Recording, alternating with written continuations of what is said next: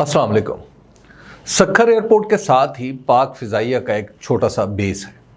दरिया सिंध के किनारे वाक़े इस बेस के ऐन पीछे सैलाब से बचाव का बंद भी है। चंद दिन पहले जब बारिशों का जोर हुआ और दरिया भी किनारों से छलक पड़ा तो कच्चे के इलाके में रहने वाले उठकर इस बंद पर आ बैठे। उनकी पहली रात तो खुले आसमान तले गुजरी, मगर दूसरे दिन बेस के कमांडर ने कहीं से चंद खैमे इकट्ठे करके उन्हें सर छुपाने का आर्जी ठिकाना बना दिया। फिर फिजाइया के नौजवान डॉक्टर आ गए और उन्होंने भी एक खैमे में इन सैलाब ज़दगान को तिब्बी इमदाद फराहम करना शुरू कर दी। खैमों का बंदोबस्त देखा तो सैलाब के सताए हुए कुछ मजीद लोग यहाँ पहुँच गए। अब खैमे कम और लोग ज़्यादा हो गए तो इमदाद बाहमी के तहत कुछ चादरें खड़ी करके चारपाइयों पर डालकर शदीद धूप से बचाव का सामान हुआ। जब मैं सैलाब और बारिशों से मुतासर हुए लोगों की कवरेज करते हुए इस बंद तक पहुंचा तो यहाँ एक छोटी सी खैमा बस्ती वजूद में आ चुकी थी, जिसके 200 से ज़ायद मकीनों को पका पकाया खाना भी मुहैया हो रहा था। इस बस्ती में घूमते हुए मैं एक खैमे के पास गया तो मैंने उसके मकीनों से अंदर आने की इजाज़त तलब की। जाहिर है मैं अंदर जाता तो मेरे साथ प्रोड्यूसर अली जान और कैमरामैन शोएब साइमन भी अंदर जाते। गोया मुझे अंदर आने की इजाज़त देना इस छोटे से आशियाने में ऊंट को दावत देने के मुतरादिफ था।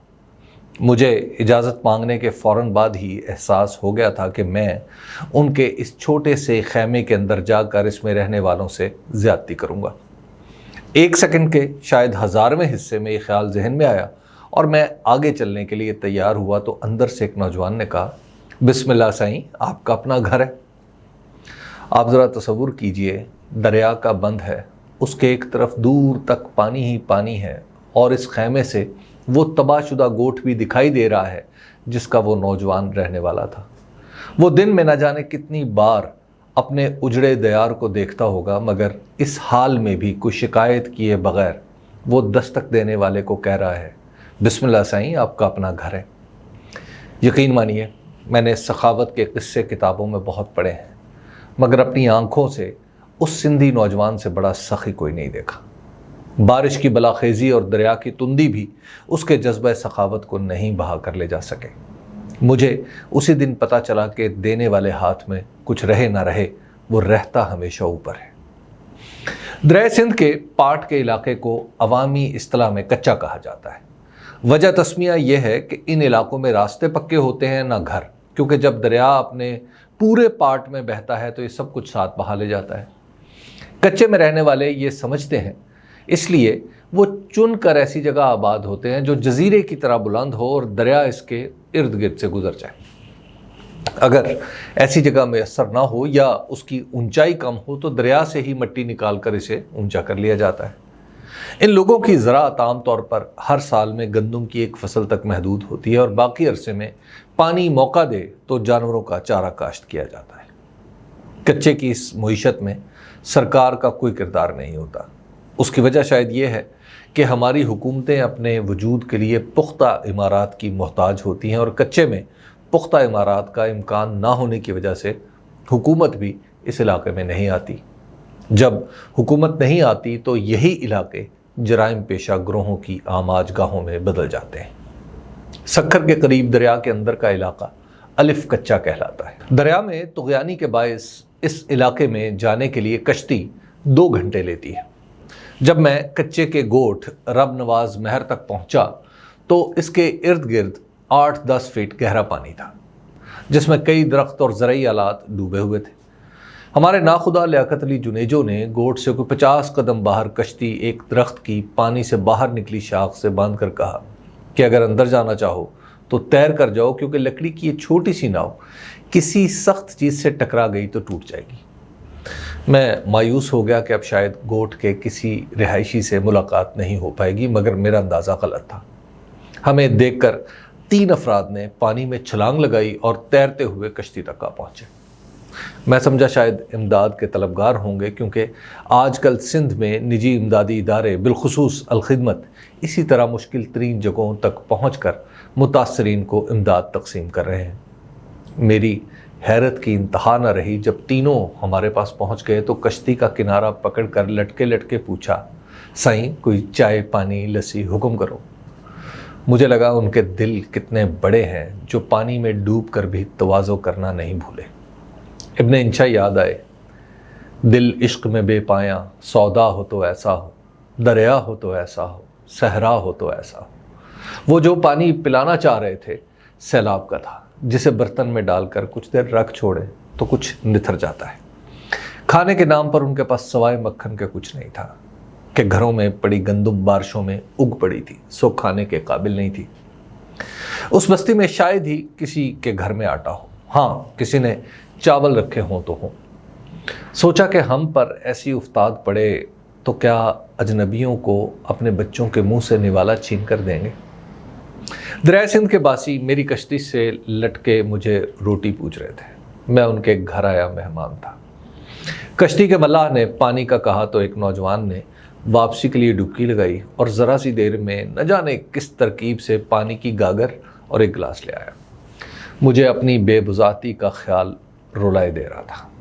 اس نوجوان کی مہمان نوازی دیکھی تو اپنا آپ خود غرضی کے سانچے میں ڈھلا ہوا لگنے لگا۔ میں نے پوچھا گزارا کیسے چل رہا ہے؟ ذرا شرما کر بولا، کبھی ادھار لے کر، کبھی بھینسوں کا دودھ پی کر۔ پھر کہا، بھینسوں کے چارے کا مسئلہ ہے لیکن اب انہیں بھی گیلا بھوسا کھانے کی عادت ہو گئی ہے۔ پوچھا بستی کے بچے کیسے ہیں؟ تو تین میں سے ایک جو بڑی عمر کا تھا بولا، سائیں بچے تو بچے ہوتے ہیں، بس کھیلنے کی جگہ نہیں مل رہی تو پریشان ہے۔ میں جو ان کا حال سننے وہاں پہنچا تھا، ان کی شکر گزاری دیکھ کر بے حال ہو کر واپس آیا۔ اگر زندگی کی کامیابی کا پیمانہ اپنی مرضی ہو تو قناعت آ جاتی ہے، اور دوسروں کے طے کردہ معیار کے مطابق ہو تو شہرت کی بھوک ہی ختم نہیں ہوتی۔ دریائے سندھ کے بطن میں رہنے والے یہ لوگ اپنی مرضی سے ایسے ہیں، سو ان کے دلوں میں قناعت اب غنا میں بدلتی معلوم ہوتی ہے۔ واقعی سندھ صوفیوں کی سرزمین ہے، اتنا بے غرض تو کوئی صوفی ہی ہو سکتا ہے۔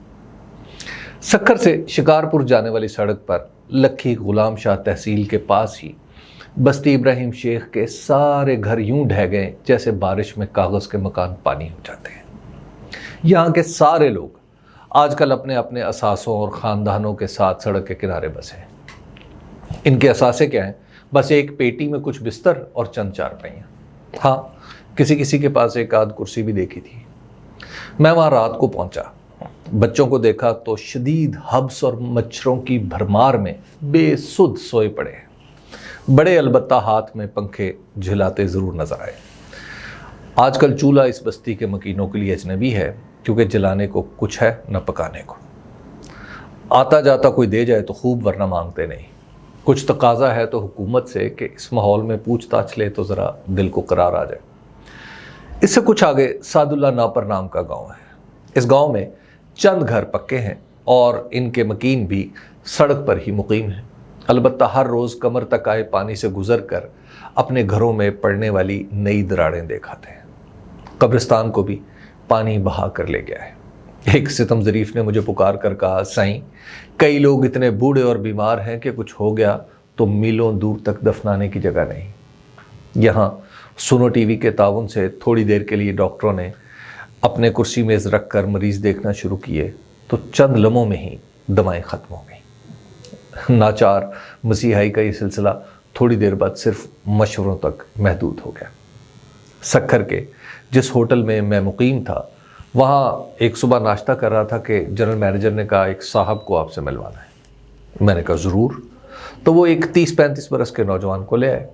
پتہ چلا شاہد ریاض نامی یہ شخص فیصل آباد سے اپنے خاندانی وسائل سے کئی ٹرک بھر کر چلایا، گاؤں گاؤں گھوم رہا تھا اور جس گاؤں کی کوئی مخصوص ضرورت پتہ چلتی گھر فون کر کے بتاتا اور فیصل آباد سے کئی ٹرک چل پڑتے۔ کہنے لگا ہر جگہ پانی کا مسئلہ ہے، اس لیے پانی کی 15-15 لیٹر کی بوتلیں بنوائی ہیں جو گھروں میں بانٹ رہا ہوں۔ وہ جس پریشانی سے یہاں کی مشکلات بتا رہا تھا وہ عجیب و غریب لگ رہا تھا۔ اس لیے نہیں کہ یہ باتیں میرے علم میں نہیں تھیں، اس لیے کہ میں اس وقت تک کئی جگہیں پھر کر آ چکا تھا۔ مجھے اس کی باتیں سن کر خیال آیا کہ ایک طرف سیلاب ہے اور دوسری طرف فیصل آباد کا یہ نوجوان ہے جو اپنے طور پر اس سیلاب سے نمٹنے لمبا سفر کر کے یہاں نکلا ہے۔ اجتماعی طور پر دیکھیں تو الخدمت ہے جو ہر درد کی دوا بنی بے آواز طریقے سے کام کرتی نظر آ رہی ہے۔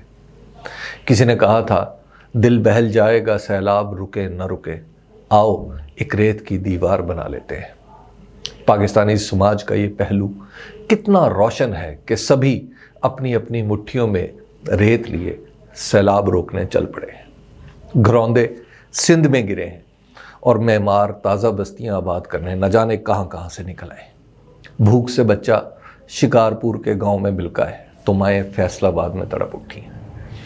آپ سوچ رہے ہوں گے کہ میں نے صوبائی حکومت پر کوئی بات نہیں کی، تو یہی تصور کر لیجئے کہ اسے بھی سیلاب بہا کر لے جا چکا۔